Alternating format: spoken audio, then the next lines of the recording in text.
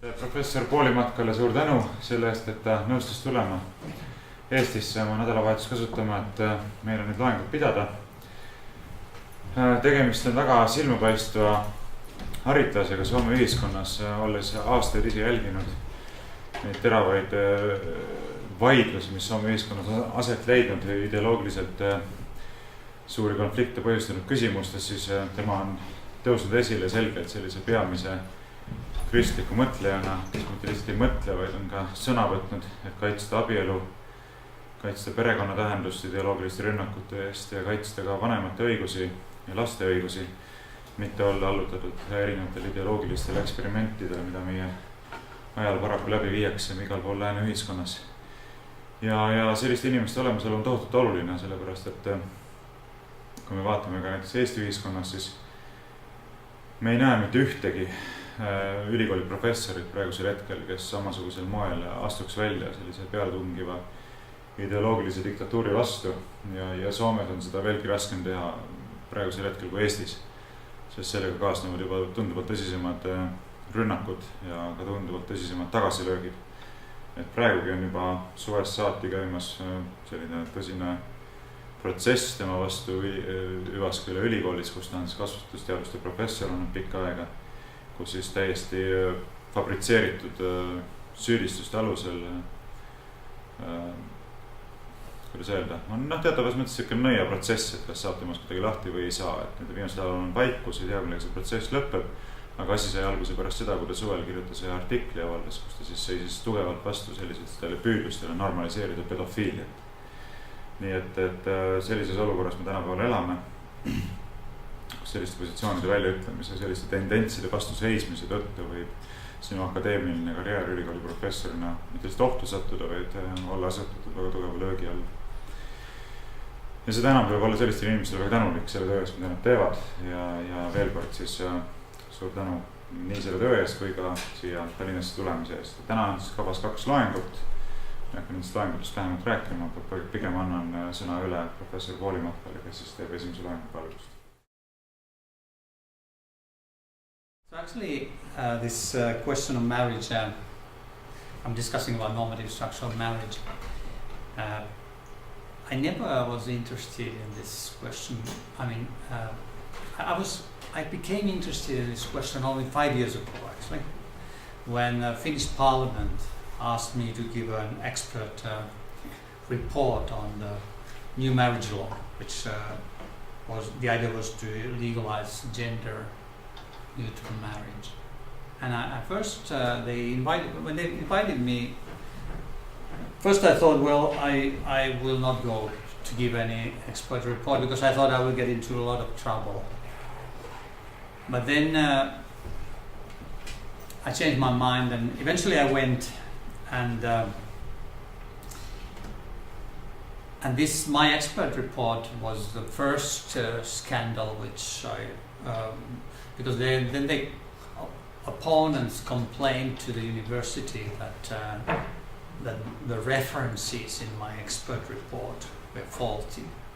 And actually they made the statement where they said there are about 30 different mistakes in my references, and they complained to the rector of the university about it, and then I was able to respond to it and show that actually there was none of the references were faulty, all were in order. And eventually the former rector came to my defense, and he decided that my report was completely appropriate. But that was my introduction to this area of marriage, and now I have learned that this question of marriage actually is terribly crucial politically and normally and from the point of view of the society. This Harvard sociologist Kalle Zimmerman, he has written an 800-page book, Family and Civilization, and he spent 10 years actually studying the question of family and marriage, and his conclusion, and he studied the different cultures. Him and Peterin Sorokin, who was a Russian who escaped Lenin and came to Harvard, and they together came with this idea that as he says in his book, that the rise and fall of civilization is dependent on the family, and the final outcome in numerous great historical changes is decided by changes in the family.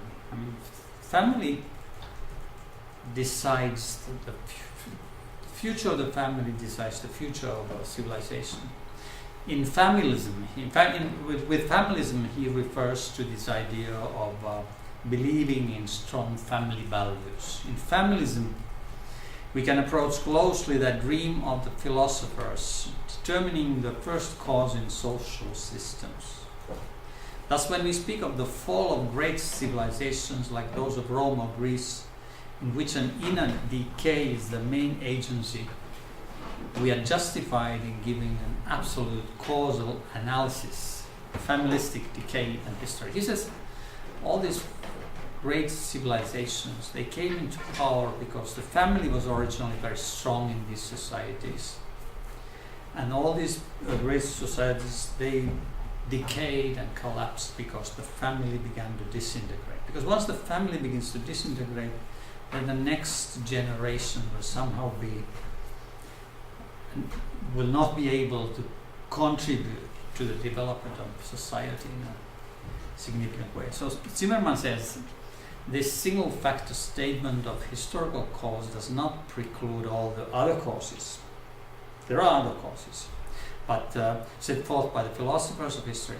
It simply points out that the final outcome in numerous great historical changes is decided by changes in the family. So that means great historical changes are decided by changes in the family. So our opponents know that if they can destroy the family, they can change the society. That's why this has become so contentious, and that's why they are trying to protect their ideological campaigns by using terms, let's say, homophobia, transphobia. So if you try to defend the family, they will not argue against you, but they will label you with emotional terms, which makes it. Let's say in this last autumn there was this, as Varo just explained, there was this campaign against me, and one of the main campaigners was a real politician who was also my student. So what she wrote in the local paper with the title, "How long can a professor demonize the homosexuals?"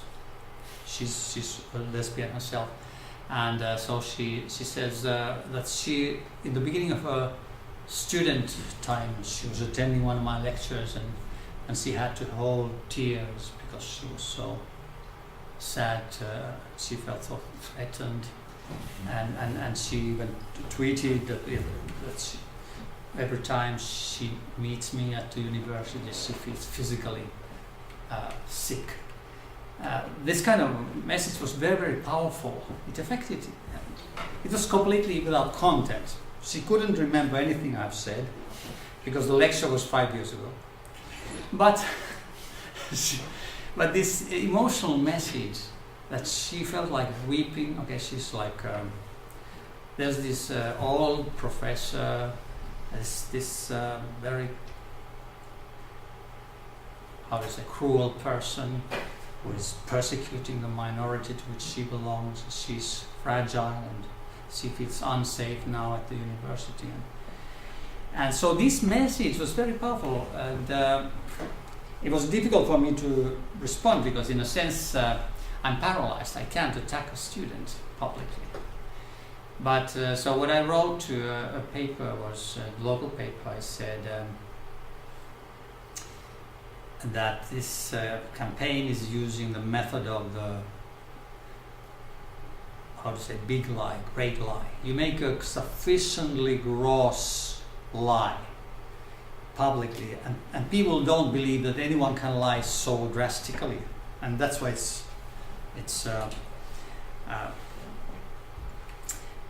powerful. So that when I'm defending children's rights to their parents, they're saying this is homophobia.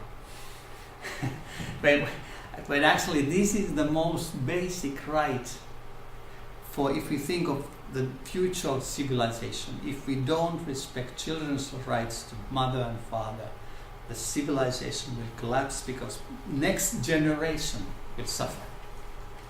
So they are saying, if you defend this most healthy principle, you are a sick person, because phobia means you are sick.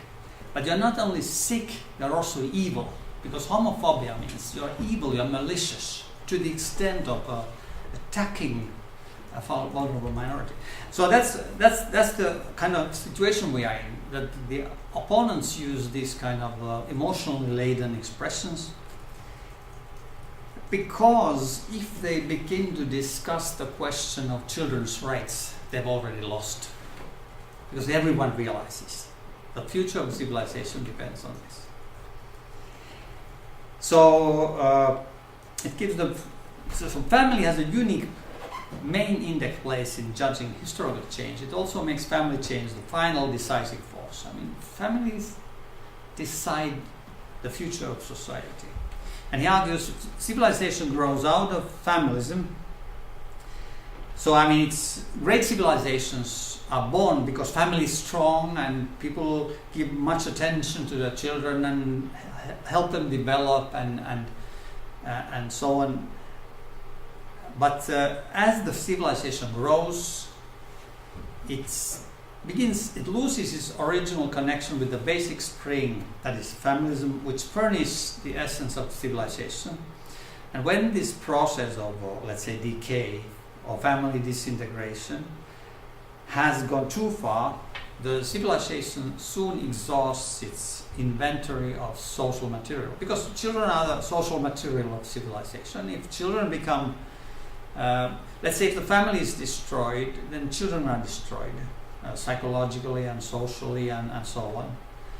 And then the civilization doesn't have a new generation which will build it. And then occurs a reaction or decay. The amount of reaction and decay and the length of these dark ages periods seem to depend upon how quickly the culture finds its way back to the fundamental mother source familism. So let's say now in Finland they are trying to legalize a new transgender law in which a 15-year-old child can decide whether she's a boy or a girl without her parents' consent, and even a child under 15 can decide her gender, her legal gender, with the permission of her parents. But if the parents don't agree with the sex change, then social workers can take the child away from the family and get the child into this sex change process. So this opens the way to a totalitarian rule of the families, because no parent is then able to defend their child against this kind of operation. But then we know that in 20 years we will have a lot of children or young people who regret these sex change operations, which have destroyed their health and destroyed their ability to have their own family. But then within these 20 years, many lives will be destroyed, and that's why we'll have to fight now, before this the consequences become obvious to everyone. So Karl Zimmermann suggests that there are three main family structures. I mean, in the history, he analyzes Greek culture, Roman culture, and Western culture after the fall of Rome. And there are three different family structures: trustee family, domestic family, and atomistic family in its two forms. Nowadays, we live in the period of the atomistic family that have dominated the history of family in the West. And these three family structures have different value frameworks. I mean, previously, these two first, the trustee family and domestic family, they believed in absolute family values. That is, family is a sacred contract, a sacred commitment which cannot be broken. That was this relationship between husband and wife, mother, father, child, cannot be broken. That was the original family value system. But this atomistic family system undermines this kind of idea that the family norms are absolute, and that's why, and they emphasize the individual freedom. And thereby, these different frameworks, they create different educational frameworks for raising children and helping them develop capacities needed for well-functioning citizens of society. That is only if we have this kind of belief that family or marriage is a sacred commitment that cannot be broken. Only on this basis can we create a stable environment for the child. Because if you build the idea of marriage on romantic love, then the foundation is too weak and it cannot stand the pressures of, let's say, child raising when child becomes ill and all kinds of difficulties are encountered in the family. And that's why this kind of, the future of society is actually decided on the basis of these basic family values. And these family values are dependent on religious values. Because if you want to hold to absolute family values, then you, in a sense, you have to be willing to sacrifice your life. Because as Zimmerman says, before we have children, we can live like kings, but once we have children, we become slaves. Because we are slaves to the children 24 hours a day, without any rewards. And so it becomes difficult to sacrifice one's life.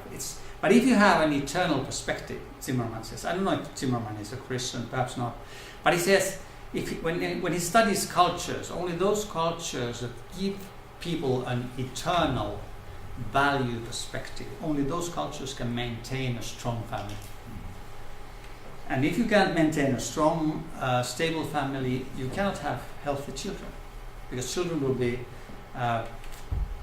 harmed when the family disintegrates. So that's kind of a problem for a secular society, as we see nowadays. So this is the trustee family is like the pre-Christian system, in a sense that it wants to force, it realizes that we need a stable family, and it uses kind of collective force to keep the family together. So it becomes like a little bit repressive. But the domestic family would be like the ideal system, in a sense that here we have a strong value foundation in these eternal values, and a sufficient number of people in that society are committed to these eternal values, so that they're ready to sacrifice their life because they love their spouses, they love their children, they love the society. And on this basis, of course, the society will develop, civilization will develop. But what happens is, once society develops and people become more affluent, then it easily happens that this religious value system begins to weaken. Once it begins to weaken, then people's commitment begins to weaken. People are no more have this sense that there are these sacred values, that I'm living in a moral universe which makes absolute requirements to me. And then begins the development towards this atomistic family. Family is no more unbroken system, but it consists of these different individuals, like different atoms, who make these contracts. They have made a contract that, okay, but these contracts can be broken if one of the people feels that it's not satisfactory. So slowly, once you start on this way, we have now come to atomistic family in its second stage, where the disintegration of the family extends even to its outward structures. I mean, in Finland it has already happened. Here it hasn't yet happened. I mean, in Finland, the marriage has already been the marriage has been disintegrated in a sense with this gender-neutral marriage system. In Estonia, you will prevent it, I understand. at least hopefully, we failed. We tried to prevent. I mean, we didn't. It wasn't a drastic failure. It was something like 97 to 89. So it wasn't a drastic failure, but it's so that's why we feel very bad about it. One of our problem was that, let's say, the Lutheran Archbishop was defending the change into gender neutral marriage, and he was making his statements just before the vote. So so that was one of the problems. If the church would have been at least defending marriage, we would have had we could have won the vote. But there is this strange weakness, actually, strange fear of defending the most valuable institution of society, on which depends the whole healthy development of society. So, atomistic family implies the gradual disintegration of central family norms like permanence, exclusivity, faithfulness, complementarity of the sexes, the norm of biological connectedness between children and parents, that children have the right to know and live with their parents, and parents have a right to educate their children, respect to the identity and relationship rights of children, the center of significance given to children and their development, and the disintegration of these norms undermines children's moral development. So, I mean, that's and the problem is here, because once the family disintegrates, children will experience as a moral failure of their parents, because of course parents have somehow failed, because this sense of these norms is in every human being, especially in children. They have this sense that their parents should love each other, should care for the children, and not live on the basis of selfish drives or interests. So the moral sense of children is being violated, and it's being kind of undermined when the family disintegrates. And so the problem is then that this once this value framework of the family disintegrates, it has educational implications by itself.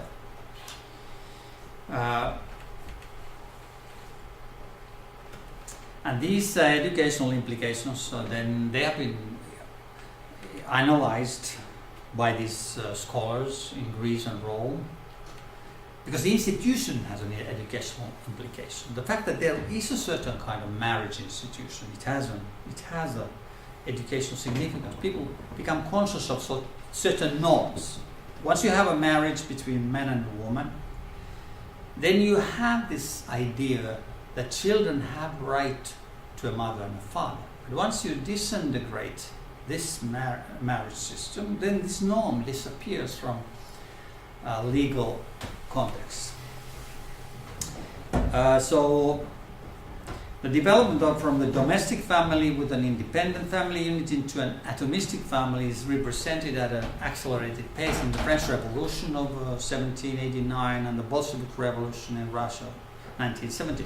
What I mean is, like, Bolshevik Revolution did in a couple of years what we are doing in the West within a scope of maybe tens or hundreds of years. Because in the Bolshevik Revolution, it all happened once. They immediately destroyed the marriage institution. They made marriage just a simple contract which one side can break without any reason. And so what happened there then was, of course, drastic street child problem. Like in Russia, there were 7 million street children in 1922 already. And this was one of the main reasons. They destroyed the marriage and they destroyed the family, and then you have neglected children. So, the idea of as I've said, the idea of this gender diverse view of marriage between man and a woman, it's based on these natural facts. And you cannot change the facts. Even you can change you can change the legal institution of marriage, but if you change the legal institution of marriage in a way which is in contradiction with the natural facts, of course, then you create chaos and you cause a lot of suffering. So marriage has an objective structure, in the sense that that if you break the norms, it's like hitting your head into the wall. You'll experience pain, a lot of suffering, a lot of destroyed lives. And this objective structure of marriage is based on human nature. And if we violate it, we end up harming ourselves. The marriage union is unique in that the wife and the husband unite comprehensively, physically, emotionally, and spiritually to become a new organism capable of producing new life. As the Bible says, they shall become one flesh. I mean, that's why the marriage has to be between a man and a woman, because if you have two men, their sexual union will never produce new life. So, and actually the idea of marriage cannot be separated from this fact that there is this new organism that can produce new life. And this institution of marriage will protect the new life. Once you destroy the institution, the life of children will be harmed. So, since marriage is by nature is a comprehensive, exclusive, and permanent lifelong union of two people of different sexes, the marriage law is supposed to promote the norms that protect this union, the norms of gender, complementarity, comprehensiveness, exclusivity, permanence, and to promote such a conception of marriage that is able to provide the rationale for these norms. So the idea here is this, that once you have this gender diverse view of marriage, an institution where marriage is between a man and a woman, then you can understand why we have these norms of, let's say, that marriage is for life, that you have to be faithful to your spouse.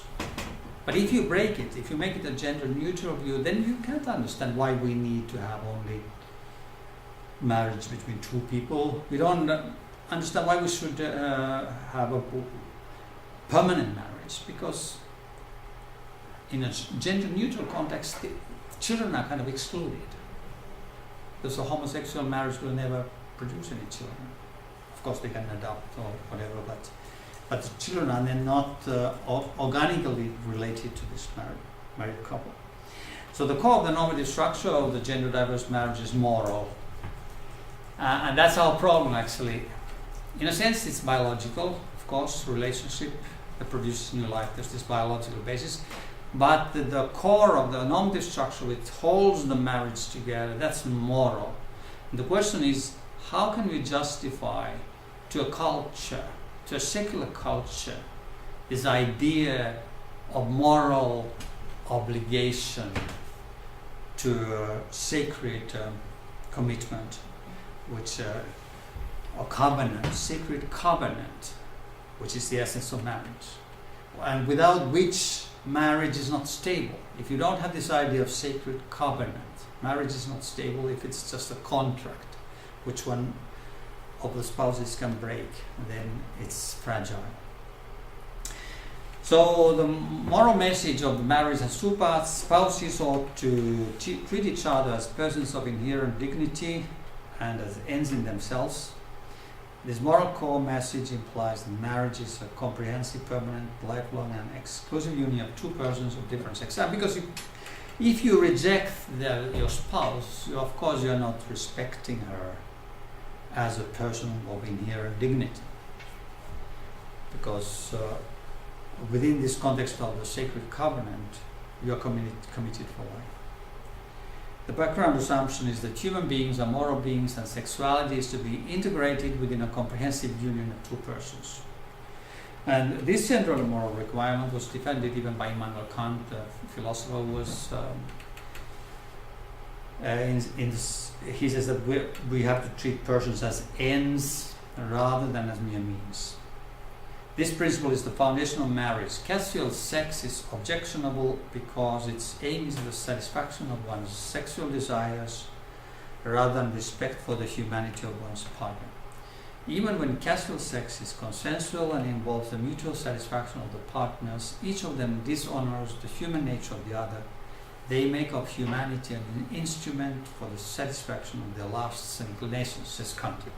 So he had this idea of the sacred covenant as the basis of marriage, and that the inherent dignity of the person requires that we treat the person as an end and not as a means.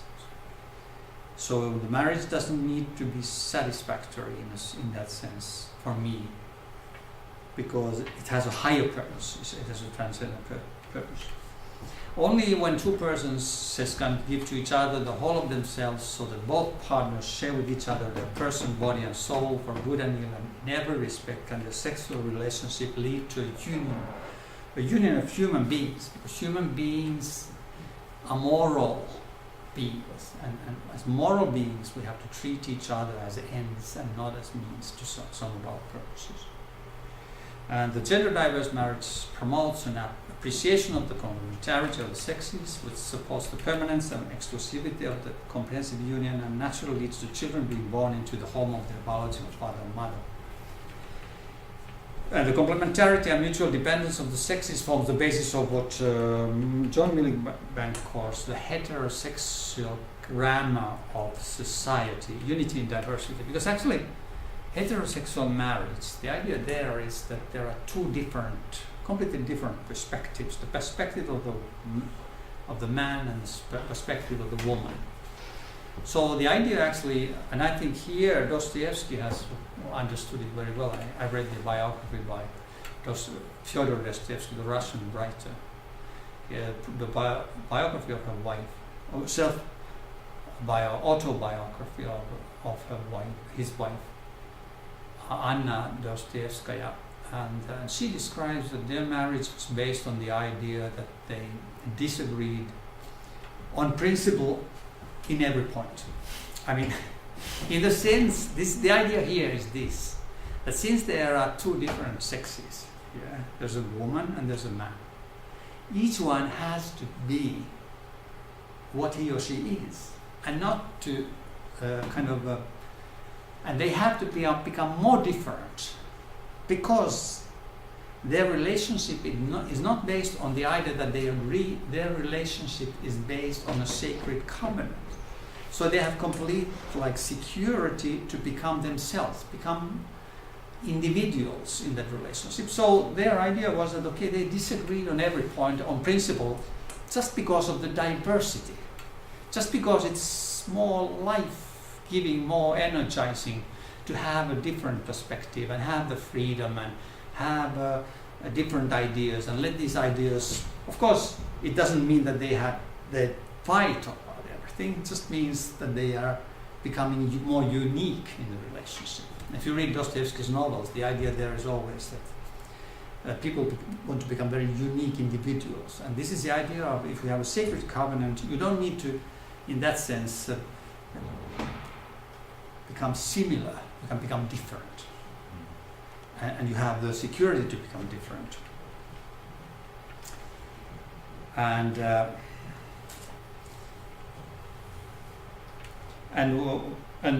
only when this union of human beings is formed between two persons of the opposite sex does it become possible to give birth to children without using other people as mere means, for example, through the sperm bank or surrogacy, and to respect children as persons of inherent dignity who have the right to know themselves within an intimate relationship with their personal origin. So and that is actually maybe the one thing that offends people most in Finland, which I have consistently defended, is that you cannot respect children as persons of inherent dignity without giving them the right to a father and a mother. Because now what happens is that identity politics is using the idea of the identity of sexual minorities and playing this identity right against children's identity right. Because children's identity is bound with their biological parents. And my claim is that children's identity rights always takes precedence over the rights of adults. And that infuriates, of course, the opponents, because they can't argue this. They can't let it come out. They can't say out clearly, we are destroying children's identity rights because we want to live in a way which pleases ourselves in our sexual lives. They can't admit that. But we have to force them to admit that, because that's the point, that's the crucial point actually in this. So if you want to justify these marriage norms, gender diverse marriage can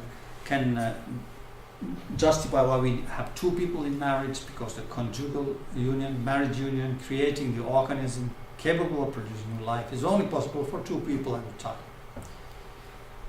But the gender-neutral idea is that intense romantic relationships and commitments can involve several people depending on the sexual orientation of people involved. I'm sorry, that disintegrates. The norm, rationale of the marriage norm disintegrates. And why should the marriage union be exclusive? If we have a gender-diverse view, then we have this rationale that if the spouses do not follow the norm of sexual exclusivity, they fail to respect each other and their children as persons of inherent dignity. And then children may be born into a home where they are separated from their biological father, which is a violation of children's identity rights. But gender-neutral view says the rules of exclusivity can be negotiated between the partners according to their sexual orientation, because their viewpoints exclude the rights of children. And then why should the marriage union be permanent?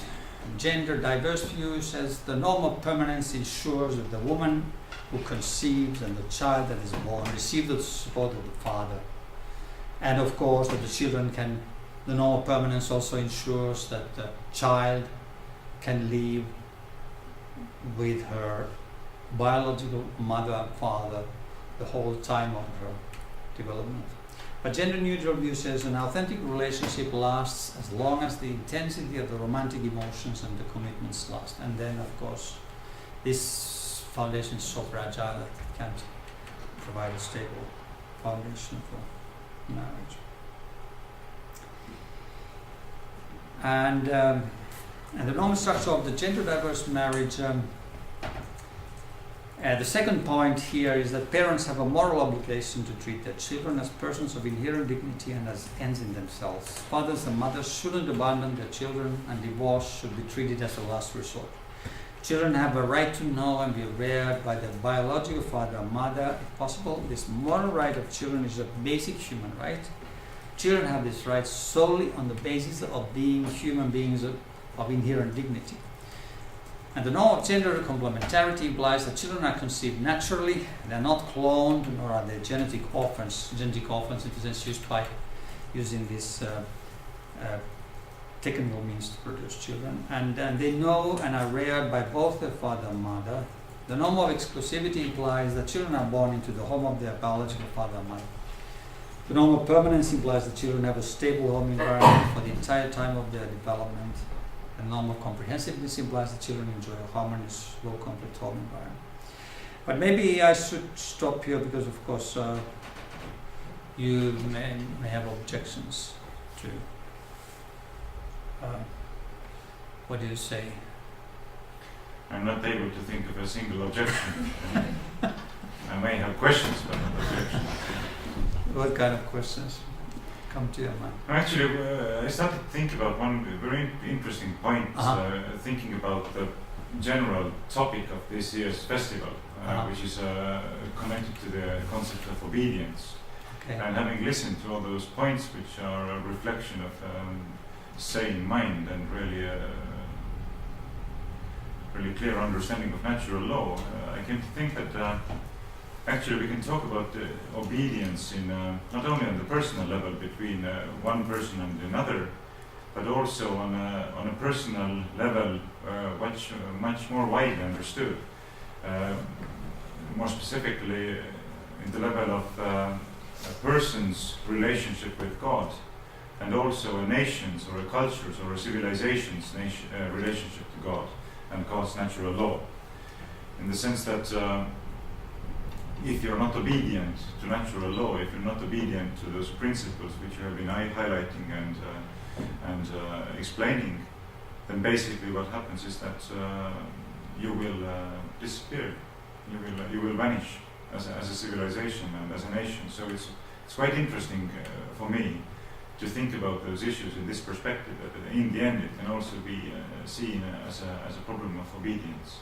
You know, either you are obedient or you're not obedient. You don't have the possibility to change those laws, to change those commandments.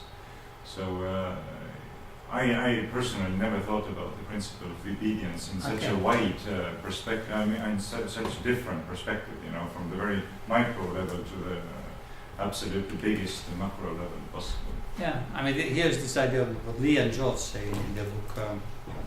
That the natural structure of marriage can be compared to the natural structure of health. Health is founded on certain natural facts like nutritious food, adequate rest and exercise. If a government agency provides misleading information about these natural facts, it may end up destroying people's health. Health has its own objective structure, and to violate it means endangering one's well-being.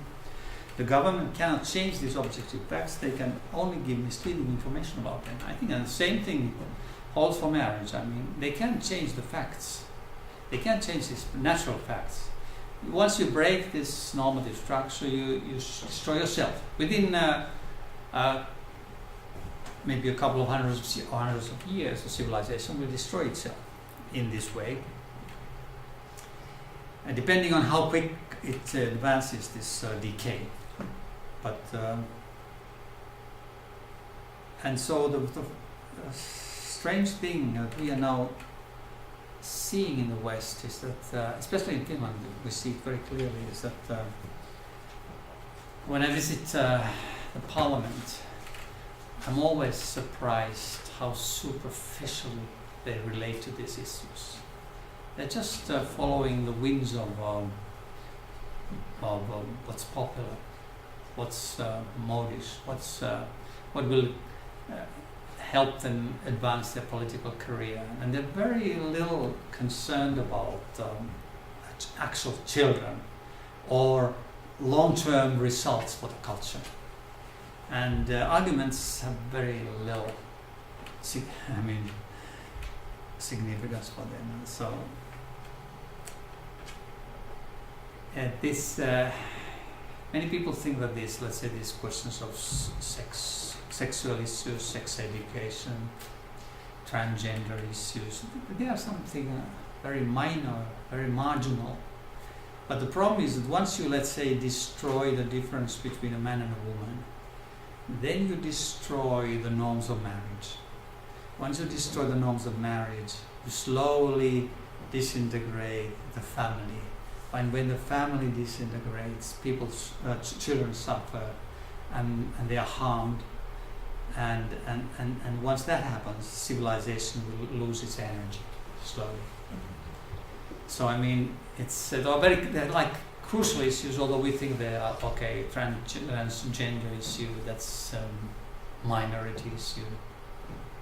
It's not a minority issue because what they are doing, the people who are doing it, are using this transgender issue to destroy the foundation of natural marriage and the norms that hold it together.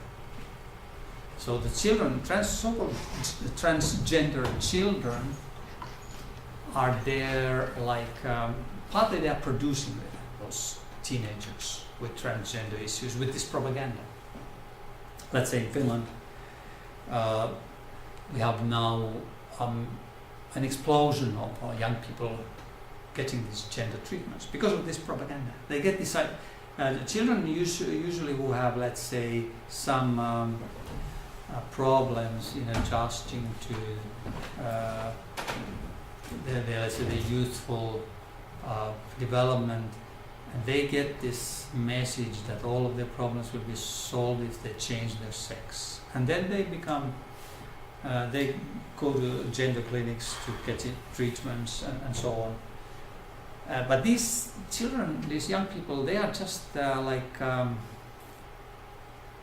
used as a justification for a complete overturn of the normative structure of marriage. That's actually the idea behind this whole movement. Actually, the ones who finance this transgender movement, they're billionaires in the United States. One who studied this question, he found over 10 billionaires are financing transgender institutions. Okay, you might say, okay, they are being very altruistic in the sense that, okay, they're giving them money. But no, they're also are putting a lot of money into those medical institutions that provide services for transgender health.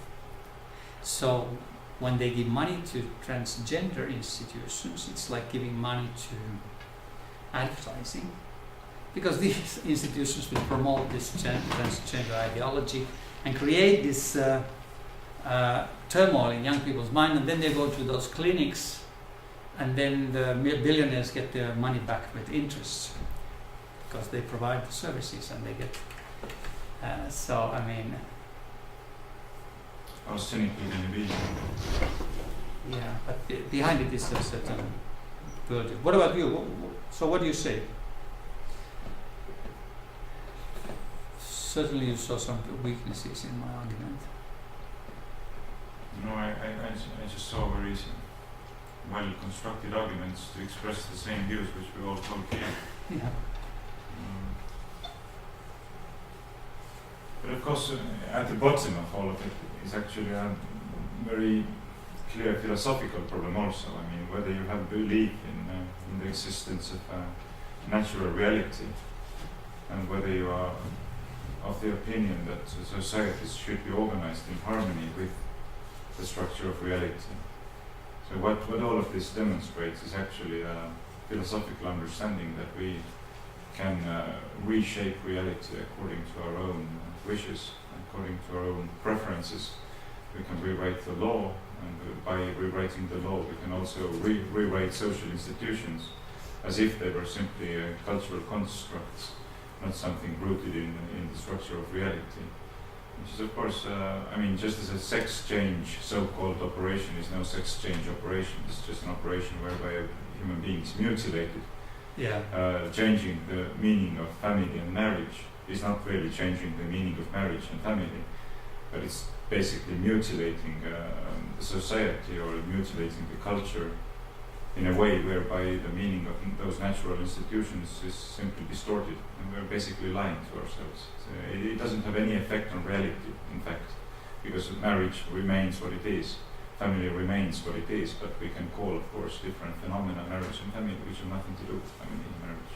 Yeah. And of course it contributes to the deconstruction and decay of actual families and actual marriages, but what I mean is that it does absolutely nothing to change the idea of marriage and family, which are natural phenomena, Yeah. and supernatural phenomena. Yeah, it doesn't change the,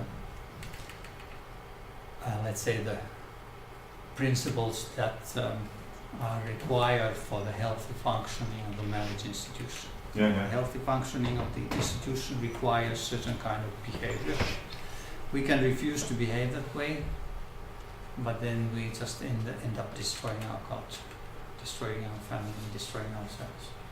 And it's always interesting to listen to the arguments of Greens, for example, who express their concern about the natural ecosystem, right? That we are destroying the planet and we're destroying the ecosystem by disregarding and disrespecting the nature of the planet and the nature of the ecosystem. Yeah.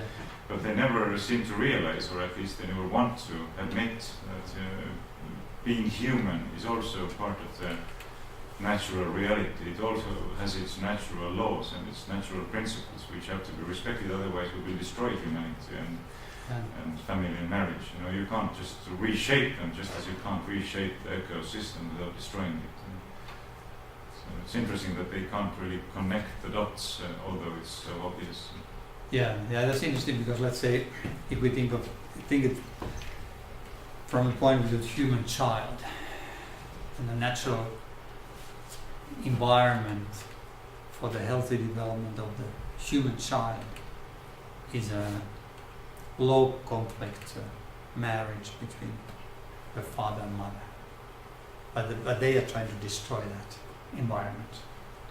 That's kind of part of their. If they have not succeeded first in destroying the child before she was born, because of course they think human beings are a problem for the ecological system in itself. But let's see now if I had something. So I mean, Lee and Joel say the same thing as you said, that when the nature of marriage is obscured and the culture of marriage is weakened, fewer young men and women marry, fewer view marriage as the proper context for sexual conduct and expression, and the number of children born outside of marriage dramatically increases, and with it the number of children growing up outside intact families, and then with that the number of children who suffer a lot.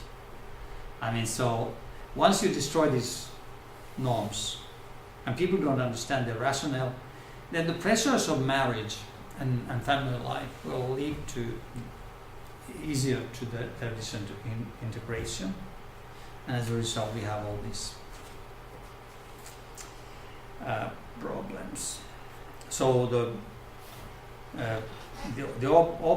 opposite viewpoint says that this is a form of discrimination. Let's say John Corvino is a philosophical defender of gender-neutral marriage. He says that the traditional marriage sends a discriminatory message because it says that only heterosexual marriage is a valid marriage. And this was a central issue in United States Supreme Court decision, as Anthony Kennedy referred to this idea, and so on. And Douglas Farrell so the debate has concentrated on this question whether marriage is as a union between a woman and a man is an institution that violates the equality rights of same-sex couples.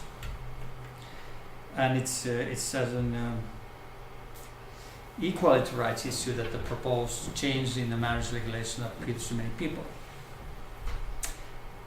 And here the focus is entirely on adults, while children receive less attention. But Douglas Farrell, I mean, he's a very sharp, I don't know if you have read his writing, he's a sharp Canadian philosopher. He says that the problem with the equality rights argument is that it's viciously circular.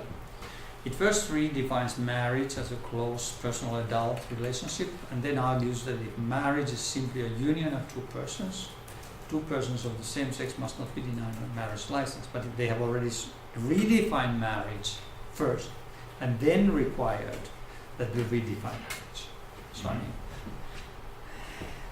the problem is that the meaning of marriage is redefined to start with, and the claim of discrimination is based on this redefinition. The equality rights argument is viciously circular, requiring a redefinition in order to justify a redefinition. Without redefining marriage as a union of two persons instead of as a union of a woman and a man, the traditional marriage is not discriminatory because every adult person of a mature age may marry a person of the opposite sex irrespective of his or her sexual orientation. Sexual orientation is that there's no test of sexual orientation in order to marry. It's his idea. He's actually the most sharp arguer, but he's being he doesn't write very much, but he's terribly sharp. Farrell. It's like in order to justify the claim that people have to recognize a square as a circle, you first have to let go of the definition of a circle. Yeah, that's right. That's the same thing. Yeah. So well. But they're successful because they just play this. They just play with this image of equality, and most people don't bother to think through all these arguments. They just live on the level of the emotional effect of this image. Okay, how does this integration of nuclear families of children through sexual exploitation?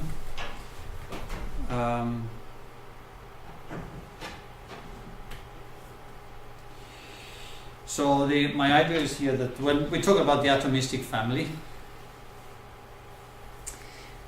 structure, and how does this atomistic family structure expose children to sexual exploitation. And my idea is that, as I said, as the normative structure of marriage disintegrates, and then this is a problem for children's moral development. That's one thing. And then the atomization of the family makes people more vulnerable to manipulation and indoctrination, and sexual exploitation takes advantage of this vulnerability. First of all, because the lack of close personal relationships in the atomistic family makes family members vulnerable to the emotional power of cultural myths that are exploited by propaganda and indoctrination. And that's one because it has been studied that propaganda is most effective to people who don't have close personal relationships. And the loose structure of the atomistic family and its disintegration is often experienced by children as a rejection, and such a rejection wounds children morally and thereby makes it more difficult for them to acquire the transcendence inherent in the moral attitude. Because now the core idea, the crucial idea is this idea of the transcendence inherent in the moral attitude. Because the idea is that the opposite is that people are immersed in the immanent control of their drives and appetites. We are either controlled by our drives and appetites, live like animals, or we are controlled by our moral sense. We live as human beings. So this kind of transcendence would, let's say, protect children from sexual exploitation. Of course, if they are driven by their drives, then any one who wants to exploit them sexually can kind of appeal to their drives and direct them outwardly. But if they have a strong sense, moral sense, then of course they are guided from inside, and they are able to control, behave that way. So moral transcendence implies the ability to rise above one's drives and needs and to consider human relationships from a more objective point of view, which takes into account other people's rights and needs and is sensitive to respond to one's moral obligation. And also moral transcendence has this long-term view. You don't live just for the moment, you have a long-term view and the view of other people's interests. Let's say the good of your future spouse, the good of your future children. This kind of moral transcendence is crucial to build into young people in order to protect them. And as children's moral development is not supported by the family, they find it more difficult to develop a transcendence inherent in the moral attitude as they are immersed. I had that already. So they are left in a state of emotional and moral deprivation, which undermines their ontological security and their development into autonomous moral agents and critical citizens. Because unless they have this ontological security, they don't have this tendency to develop into autonomous moral agents. That's kind of the paradox of education. You need authority to create autonomy. You can't have this kind of ontologically insecure situation. If you give complete freedom to children, they become insecure. You need to give them enough authority to create borderlines to their lives and to give to them security, and then they develop into autonomous individuals. And then they are not exposed to the emotional influence of the cultural myths, because they have this ability to create close and permanent relationships. So why does the atomization of the family lead to this kind of person, unautonomous person, who can be controlled from outside, who can be sexually exploited? It's because of all these processes that create an insecure environment for children. This is a list given by Zimmerman. Atomistic family has main features of a society governed by atomistic family is increased and rapid early causeless divorce. Divorce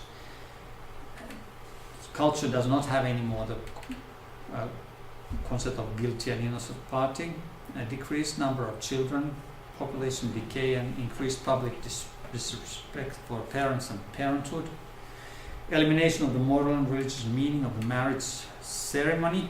Marriage is not regarded as an irrevocable moral commitment. 5, rise of theories that companionate marriage or a permissible loose of family form will solve the problem, as is happening nowadays with these new marriage laws which make divorce very easy. The refusal of many other people married under the older family form to maintain their traditions while other people escape this obligation. I mean, in a culture where you don't have a strong marriage culture, then people, it's difficult for people to then sacrifice their lives for their children. It's easier to go with this easy lifestyle and seek personal satisfaction. And the spread of anti-familism of the urban and pseudo-intellectual classes to the very outer limits of the civilization. I mean, it spreads this is contagious, this lifestyle.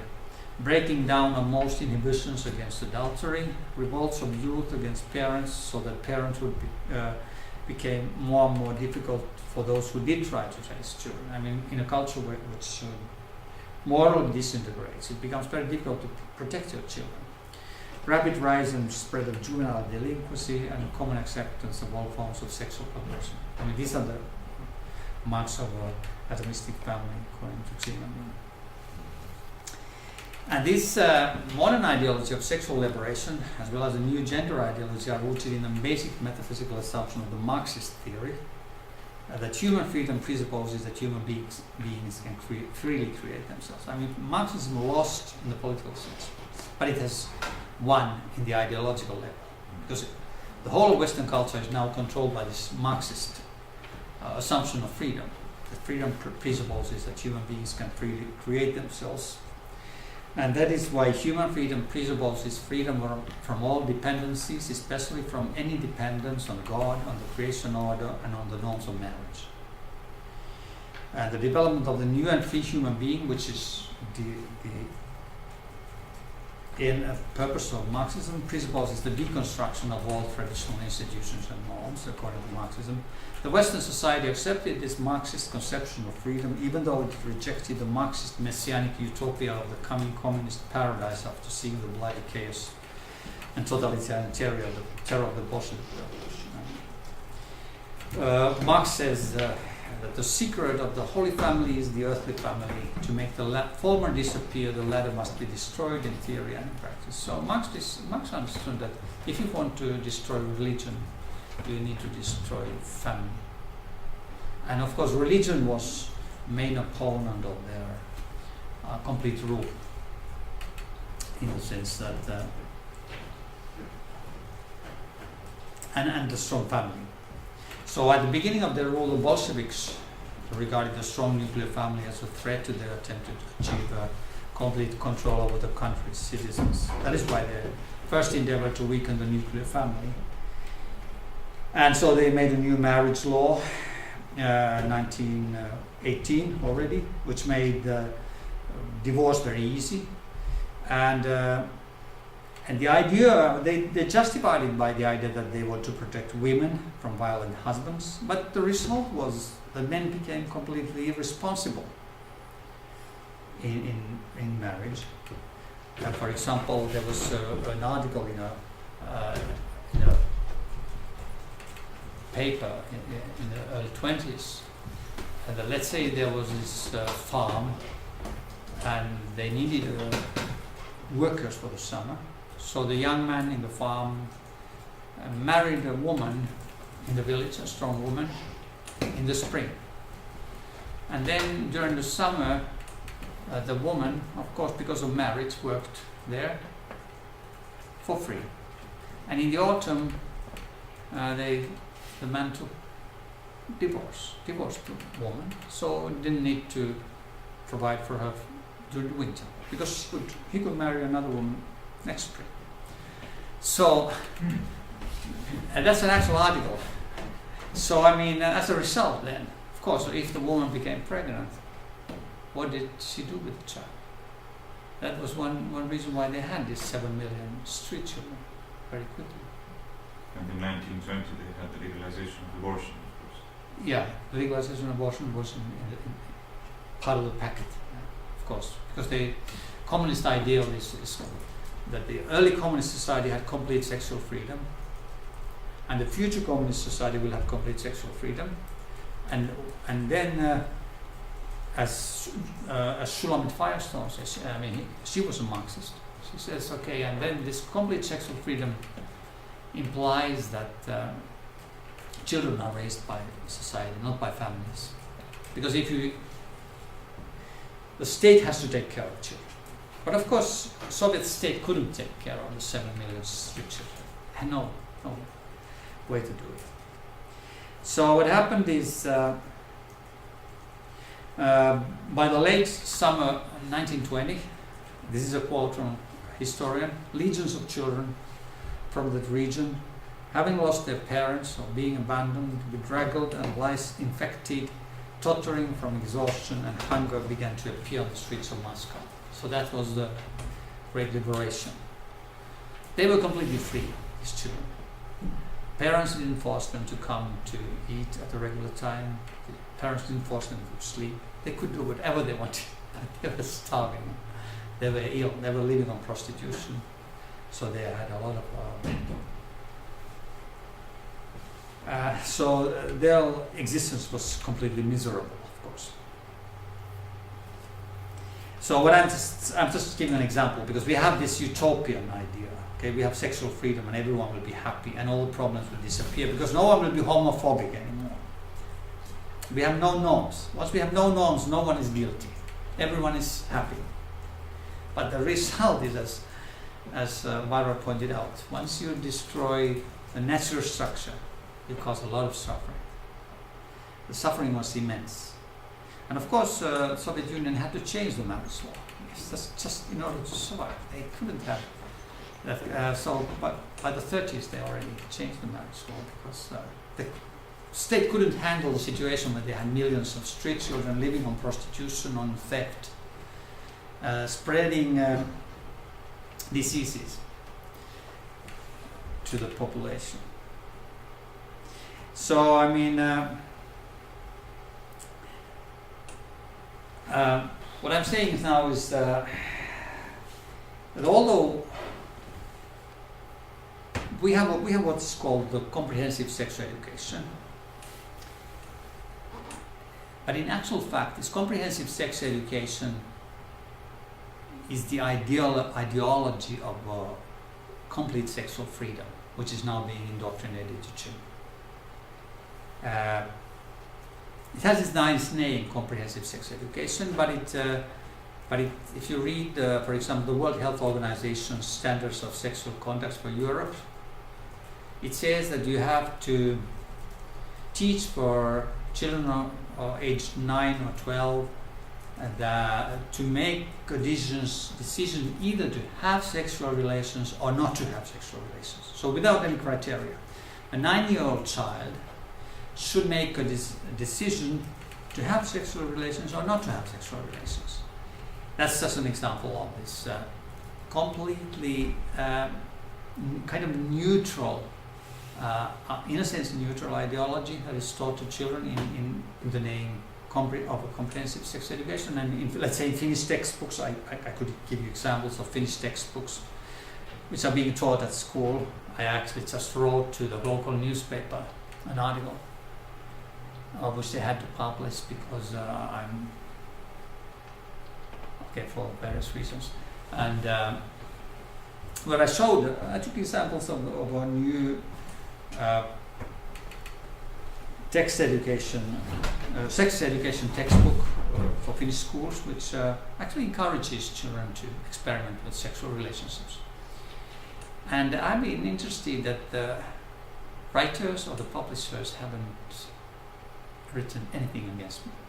They're afraid to start the discussion because they know that they will only lose, because it's miserable indoctrination. And what I'm saying actually, because we have this case of young girls being exploited by and gangs of sexual groomers in Finland. I'm saying these kind of textbooks are making the girls easy victims because they are teaching them no criteria, just experiment, and it's safe if you just use certain devices. And then this is completely safe and you can enjoy and experiment, and then they become easy victims for these exploiters, and their lives are destroyed. So I mean, so what I'm saying is that once you destroy the marriage norm, the previous lecture we just discussed the marriage norm, and I kind of pointed out that the marriage norms of marriage, they will protect the family, and the family will protect society. But I'm also saying, without teaching the norms of marriage to children, you can't protect them from sexual exploitation. If you put them in this kind of a normative vacuum, they have no criteria for sex life, then they will be exploited in a very cruel manner. Because the grooming gangs, we know, I mean, in England it has been a massive problem for 20 years, and the elite has hidden it. And so there are estimations that in England within the last 20 years, at least tens of thousands of girls have been exploited by these grooming gangs, but maybe even up to 100,000 girls. No one knows actually, because police and the social workers have been aware of this phenomenon, but they haven't done anything because this current sexual doctrine teaches that children should have the right to their own sexual enjoyment. This comes from Alfred Kinsey already. Kinsey, who used pedophile informers, pedophiles who kind of measured children's reactions whom they sexually exploited. Kinsey put that into a principle: a child from birth is a being who wants to have orgasmic sexual pleasure. And now they have created the concept of sexual rights. Children have sexual rights, and parents and the state has to protect children's sexual rights against their parents. The sexual rights of children is a sexual right to orgasmic sexual pleasure. So a pedophile, according to some theoreticians, is actually like a good Samaritan who helps the child to learn how to satisfy yourself sexually. So, and when I wrote this article against pedophilia, I mean, people were they were just mad at me, and I received a letter from a sexual therapist, and he said to me, "You know what? They're mad because you are hit at something that is going on and is getting worse all the time, because the elite is actually exploiting this situation for their own satisfaction." So I mean, this idea of grooming gangs, they try to encourage the teenage rebellion of young girls. This is a question of obedience. I mean, if children respect the authority of their parents, then they are protected from these grooming gangs, because parents can see this manipulation. But these grooming gangs are so skillful. They first they take up these children from the street. They show them a lot of attention and love, and give them gifts and make them addicted to alcohol and drugs, and then they make them into prostitutes that they sell, and they begin to live on the money that they get from this girl. And the younger the girl, the higher the price they obtain from selling them. So they want to start with 11-year-olds already, and want to make them into prostitutes. And they are defenseless, because I've read one of those autobiographies of one of those girls, and she says her sexual education didn't in any way help her to recognize this. So I mean, once you take away the norms of marriage, they have no criteria to recognize that they're being exploited, and so their lives are being destroyed. So this is an example. This the systematic sexual exploitation of 1,400 children in Rotherham. I mean, Rotherham is just a city of 250,000. So it's a small town in England. And between the years 1997 to 2013, as well as widespread child abuse in other English towns, it has led to an independent inquiry and several serious case reviews. And these have been analysed by Norman Wells, the director of the UK organisation Family Education Trust. I don't know if you are aware of this organisation. Family Education Trust, you mean? Yeah. No, I'm not. Yeah, okay. But they're doing something similar in England.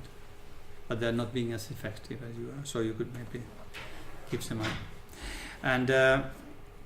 And so, for example, as an example of what happened to these girls as young as 11 were raped by multiple perpetrators, trafficked to other towns and cities in the north of England, abducted, beaten and intimidated, in some cases doused in petrol and threatened with being set alight, threatened with guns, made to witness brutally violent rapes, and threatened that they would be next if they would told anyone. So this is the last stage actually of this grooming process. It begins with this that they create a kind of love relationship. This is one of the victims. I mean, I read her autobiography. She fell in love with this person, Ash, and she thought that because Ash gave her the feeling that she's special, that they're in love with each other. But actually, she later found out that Ash was actually married, and at the same time she was grooming 17 other girls, which some of them she had developed further. I mean, she sold them, used them as prostitutes that they sold to get money. So I mean, it took her 10 years to realize that she had been exploited. When I hear stories like this, I often sort of wonder whether those people are not afraid of being murdered by the fathers of those girls. Just shot them in the head and that's it, you know. Because, you know, it's a very realistic perspective. If you're grooming 17 teenage girls, yeah, one of the fathers could come and simply kill you. But you know what happened? Yes. No, I don't. The police protected these gangs. If let's say there are examples of, let's say, in 2 cases, fathers tracked down their daughters and tried to remove them from houses where they were being abused, only to be arrested themselves when the police were called to the scene.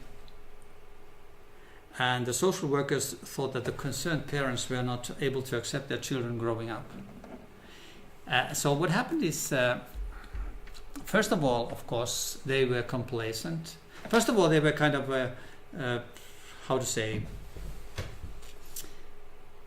the Sikh families in England, I mean people from the Sikh background, Sikh religion, when their girls were the first ones that the Muslim gangs tried to groom, they reacted violently, but the police arrested the Sikhs, but they didn't dare to do anything to the Muslims because they were afraid of riots.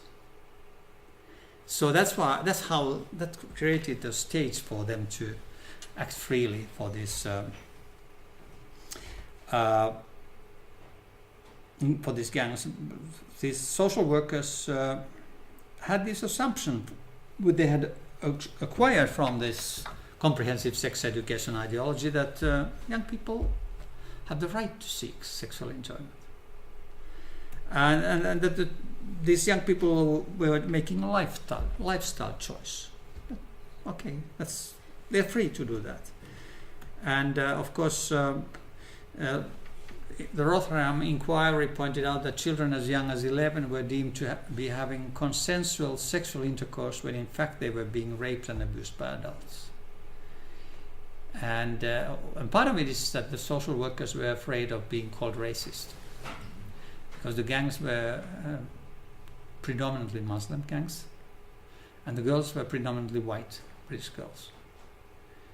And the Sikhs reacted because they at least claimed that some Muslim organizations, extreme Muslim organizations, had taught their young people this strategy of seducing young Sikh girls in order to groom them and to turn them to Muslim religion.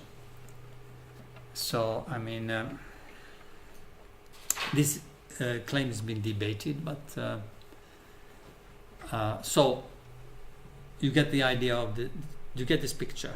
We have this culture, Western culture, which has rejected the marriage norms, doesn't believe in marriage anymore, doesn't believe that there are marriage norms, and teaches to children that there are no norms for sexual life. You just decide whatever, without any criteria. And then you have this kind of very skillful, because these gangs send young, charming young men to seduce these girls first, and then they begin to use violence at a later stage. And then they make them. Let's say there was one girl who threatened the gangs that she will go to the police. What they did was they nailed her tongue to a table. And so, I mean, they use extreme violence to make them afraid. And of course, I can assume that the police also were afraid. It was safer for them to do nothing. They knew about all this. They had, social workers knew, there were all kinds of reports and analysis of this problem, but they didn't do anything. And so that's kind of shows the danger of this kind of complacent. Did you hear that last week Facebook closed down the page of Tommy Robinson, who has been the main one protesting against this grooming problem in the UK, and who was the first one who started talking about it on a sort of a massive scale through social media channels, and he had more than 1 million followers on Facebook. Okay. And Facebook closed down his page due to accusations of racism and intolerance and things. Yeah, that's a kind of a problem, because the problem is now that once you let this problem go on, let's say in England they produced documents which were meant to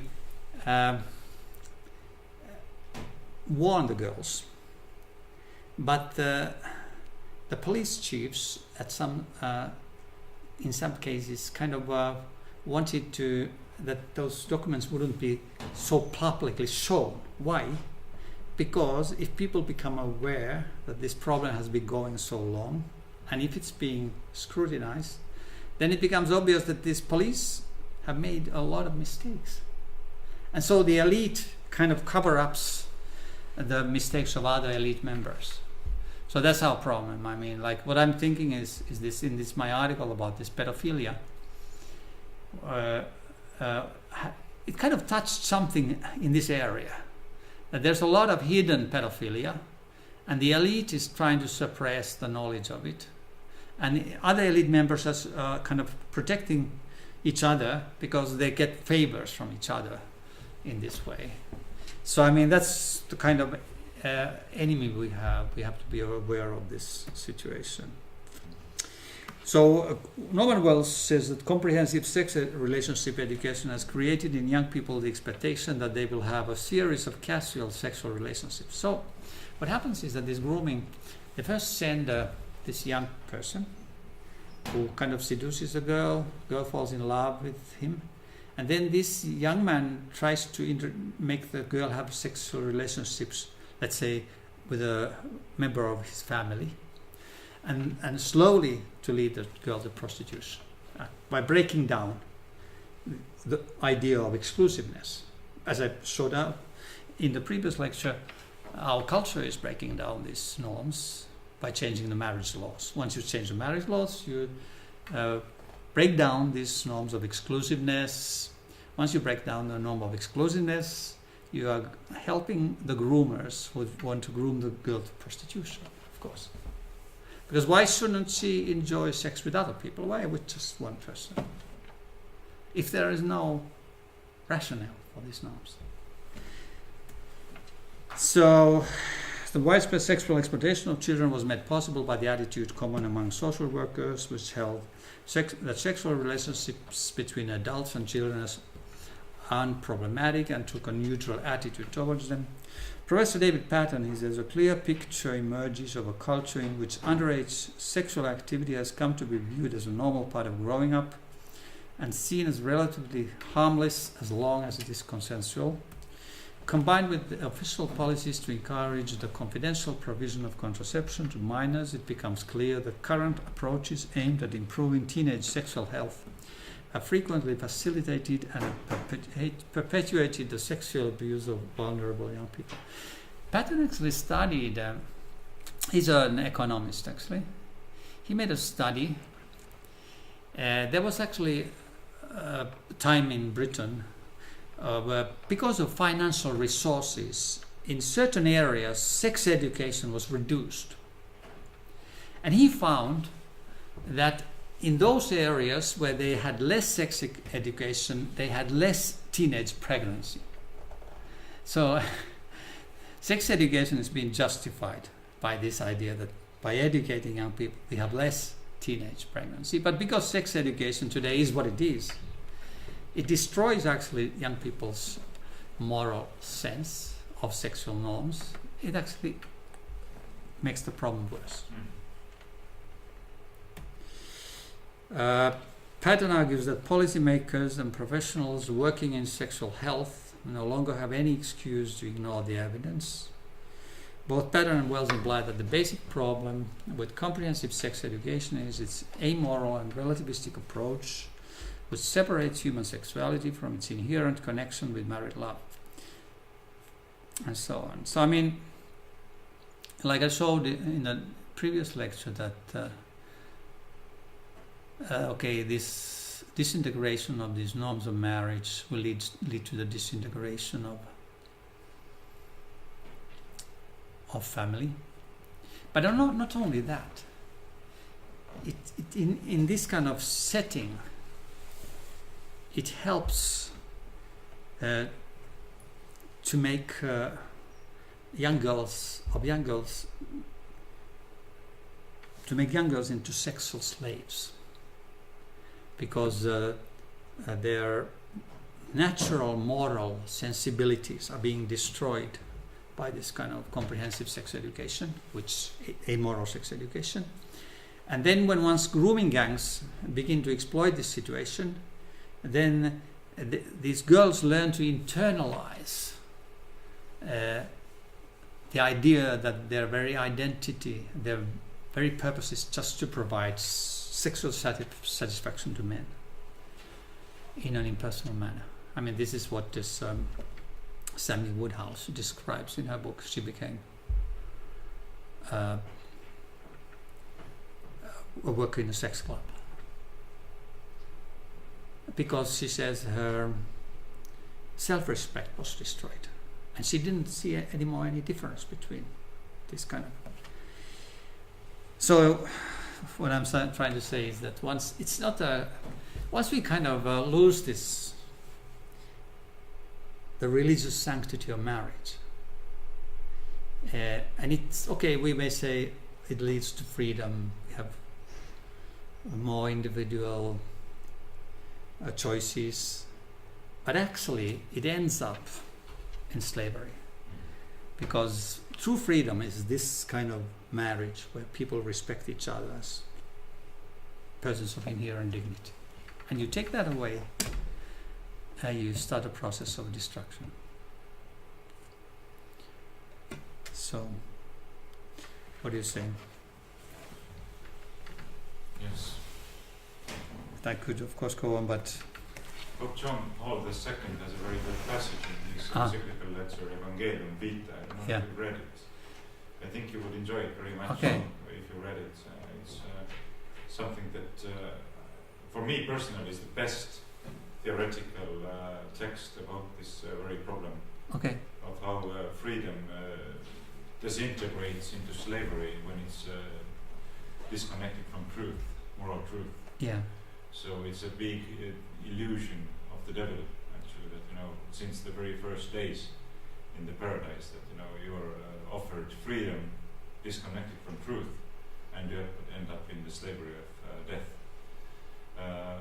And John Paul II describes it as the culture of death, which is opposed to the culture of life, right? So he also gives examples, and the primary example, of course, being abortion, which is an example of how even the whole project of human rights, when disconnected from moral truth, ends up being an instrument to destroy moral norms and human dignity. So right now we're witnessing this project, how on the international level they're trying to create this right to abortion, which is basically completely absurd because human rights were developed as a normative system to defend the most defenseless human beings from violence. Yeah. And now they're developing a norm which would justify and grant the possibility to kill the most innocent and defenseless of human beings. So what John Paul II says very, very beautifully is that freedom disconnected from truth becomes an instrument to destroy itself. It sort of it turns against itself and destroys itself along with everybody else around it. You know, so it's the biggest deception I think there is. You know, Yeah. The really demonic deception that you are offered freedom, but what you actually end up is not only slavery but complete death and annihilation. You know, when we don't think about it in the theological perspective and eschatological perspective. Yeah, yes. yeah. So it's probably the most fundamental question there is. Yeah. For both personal life and the life of a nation or a civilization. Yeah, the funny thing is it's so difficult to get it into a very concise form and in a way that would penetrate into people's consciousness. Because, as Platon says, it's now so obvious. People don't any longer have excuse to ignorance, to ignore the evidence. But what they do, of course, is they try to make it difficult to publish the evidence. And because they are all implicated. The elite is implicated in making this ideology dominant in society and not reacting to these problems. So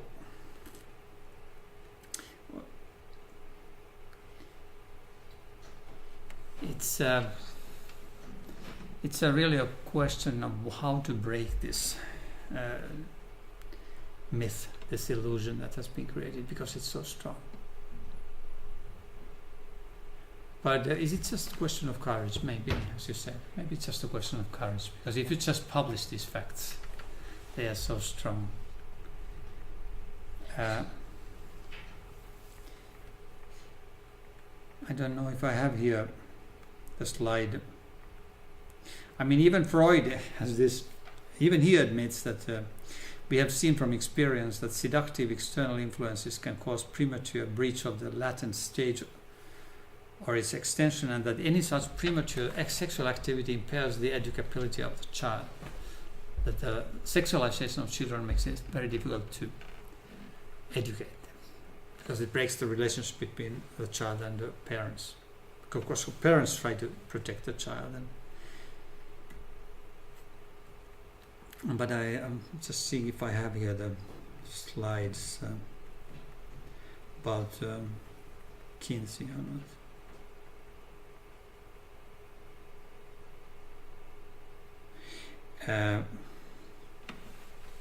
This is the Kinsey slide. This is one of the tables. This is in my article I referred to this.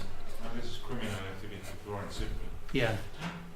As you see here, here's the age of the children, 5 months, 11 months, 2 years. And this is number of orgasms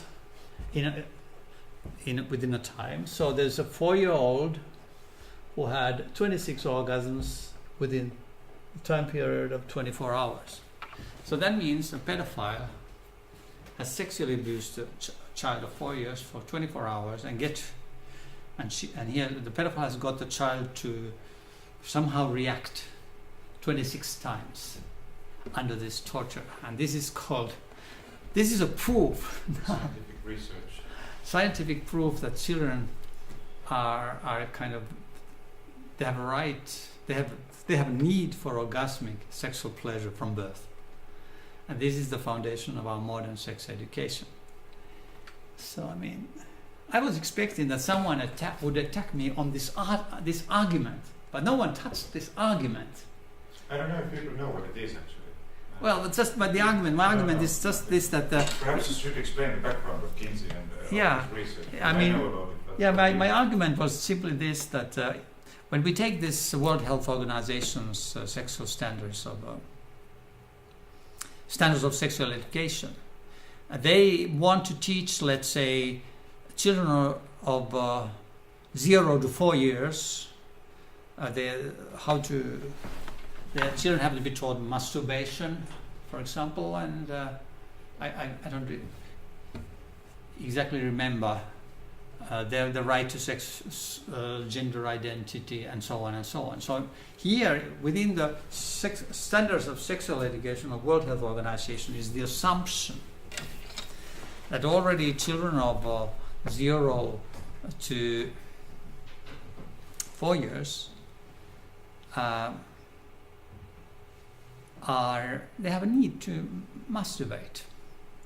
So it comes, of course, from, and I was searching, where do they get this idea of children as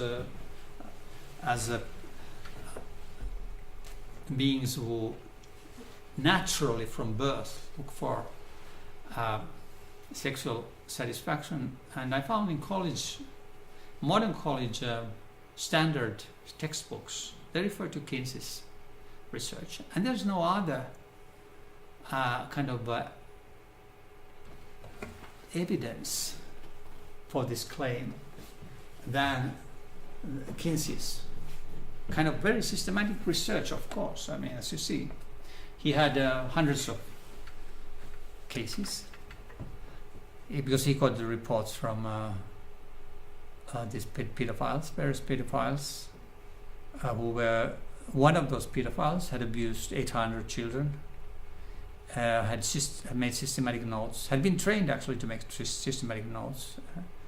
Another was a Nazi pedophile, and his connection with Kinsey was exposed when he was sentenced after the war.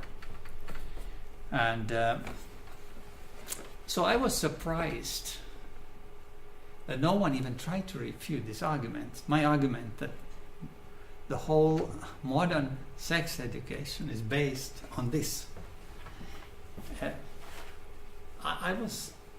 They just tried to, let's say their main argument was, even in a television debate with a professor, he said to me that why did you have to make such an extensive quote of these cruel experiences that the children experienced under these pedophiles? Why did you have to do it? And what I found out was that this professor was not aware that my quotation was taken from Kinsey's definition of children's orgasm.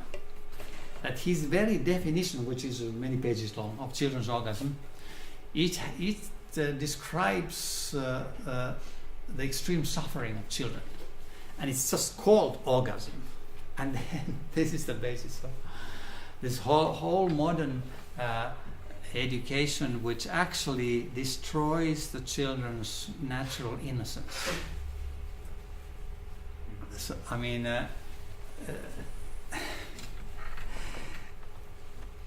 it's just difficult to believe.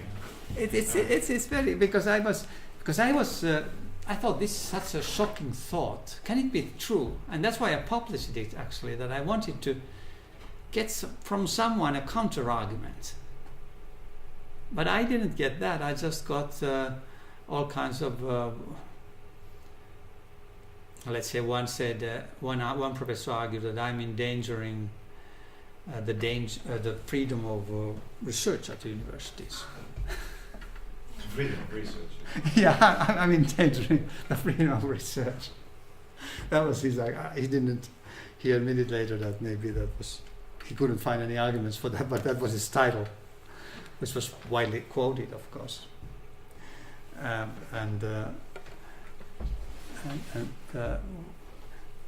Another, let's say, the professional association of university professors, their representatives in Jyväskylä University, they argued against me that I have used abusive language like, quote, some scholars. And that is, I had a statement. Some scholars claim, and they said this is abusive language, but actually there's some scholars that I referred to were scholars that agreed with me. So even that was kind of, but that was in a local newspaper, that article against me. But what I mean is, they talk about something completely, how to say, beside the point. And this whole issue now, okay, the debate has silenced, it's no more going on, but nothing has been corrected, nothing has been changed. So that the elite is just trying to cover up their, because of course those Finnish people, for example, who have been involved in creating these sexual standards, they don't want the authority to be questioned like that, because of course they have been, if my claim is true, which I'm more convinced now than before this episode, because I've got more evidence, then this whole system of sex education that we have nowadays is destructive. It's not helpful, it's destructive. And it is without intellectual foundation also. There's no basis for it. It's against morality, it's against science, because this is not science, as you say. This is criminal abuse of children. And to interpret children's experiences on the basis of the reports of pedophiles is not objective. Of course, pedophiles want to make us believe that children enjoy when they're tortured like this. But there's no reason for us to believe that that's the case. So this whole case is so weak that it's surprising somehow. And the more I talk about it, and the more I attack this, the more silent the opponents become nowadays. They don't anymore say anything, but they continue. Even when I criticized, I took, as I mentioned, I wrote into this local newspaper just 2 weeks ago about this issue, actually. But I made an analysis of a Finnish textbook of sex education. There has been no response. I was expecting the publishers, the writers, because I showed that what what the textbook is teaching is actually playing into the hands of the grooming gangs. They are just they are part of the grooming system. They are creating in their minds of these young girls the expectation which the grooming gangs will fulfill and then exploit. But even when I make this kind of claim, they decide to become silent because they know I made exact quotations in context. And I give the page numbers in the article.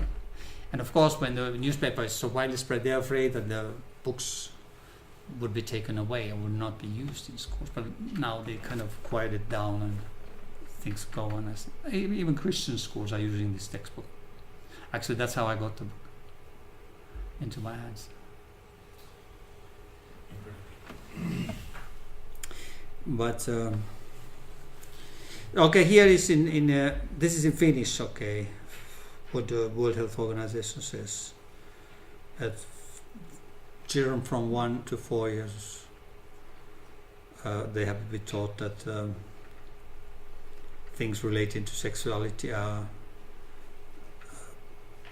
positive and they bring satisfaction, and children have to be taught about this masturbation and right to become familiar with nakedness and to study the gender identity. I mean, what does it mean for a 2-month-old? Does it mean 1-year-old? Yeah, of course it means that, from 0 to 4. And this is in Finnish the crucial statement that the children from 9 to 12 years have to be taught to make a conscious decision either to have or not to have sexual experiences. So I mean, so without any criteria, and let's say 9-year-olds are already taught that it's completely natural to have sexual relations. Then of course when grooming gangs are seeking younger and younger children, then this helps them. Okay, this is actually the Finnish textbook, but it's never mind. It doesn't help you very much. But okay. For example, it says there's no right age to experience the first.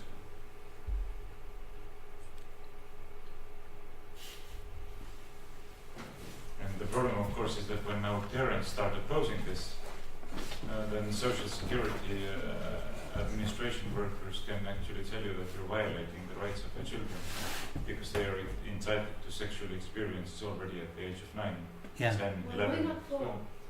Well, also earlier, but I mean at least at this age. Yeah, but So if you're limiting them or if you're telling them that you can't have it or you can't do it, then basically they will start defending your children against you, and which might end up also in you losing your parental rights, as we see in different countries. Yeah, right? that's the idea. That's what they aim at, yeah. But okay. No, this has to be fought against. Yeah. Okay, yeah. Thank So you. what do you say? We live in a life is how does this what is the song? It's a wonderful world.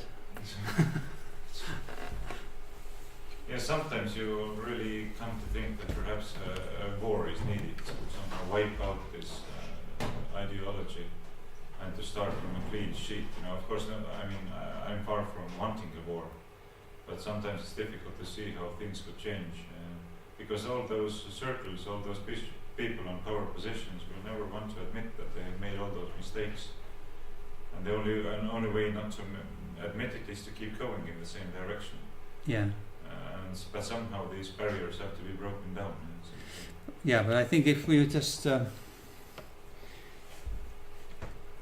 what you are doing now, that we inform people slowly, people will become more aware, and people will become more angry when this destruction becomes more obvious. Of course, all the time it becomes more obvious. In Britain, it continued it still continues actually, because they are not able to effectively fight against this. For example, in an aeroplane, a person sat beside me, and he told me that he had a friend in English police force, a father of children, so a policeman who was studying on this phenomenon of sexual grooming, but his chief said to him that unless you stop studying this, we'll take your children away from you. So I mean, there's a powerful interest who want to hide. Let's say now there have only been less than 200 people who have been imprisoned as a result of these investigations, and as there have been tens of thousands of girls who have been exploited, so most those who are guilty have never been caught in any way, although maybe people are aware of them but haven't been able to prove, because let's say they need to have these girls to testify against them, and these girls are threatened with violence, of course, and many of them become afraid. So that's how it goes on.